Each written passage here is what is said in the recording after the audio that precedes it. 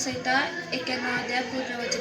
तो जो परस्पराच्या गुप्तस्थळीवर बसतो तो सर्व सामर्थ्याचा सावलीत राहील. परमेश्वराला मी माझा आश्रय, माझा दुर्ग असे म्हणतो. तोच माझा देव, त्याचा मी भाव ठेवतो. कारण तो पारदाच्या पाशापासून, घातक मरीपासून तुझा बचाव करीत. तो तुझ्यावर पाखर घालेल, त्याच्या पंखाखाली तुला आश्रय मिळेल. त्याचे सत्य तुला ढाल व कवच आहे. रात्रीच्या समयीचे भय, दिवसा सुटणारा बाण, काळोखात फिरणारी मरी, भर दुपारी नाश करणारी खिडकी, याची तुला भीती वाटणार नाही.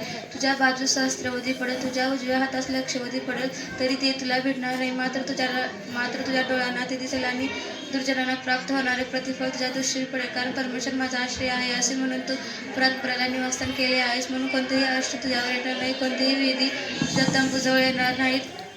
कारण तुझ्या सर्व मार्गात तुझे रक्षण करण्याची तुझ्याविषयी तो आपल्या देवदूतांना आज्ञा देईल. तुझ्या पायांना धोंड्याची ठेच लागू नये म्हणून ते तुला आपल्या हातावर धरतील. तू सिंह व नाग यावर पाय देऊन चालशील, तरुण सिंह व अजगर यांना तुडवत चालशील. माझ्या हाताचे प्रेम आहे म्हणून मी त्याला मुक्त करेन.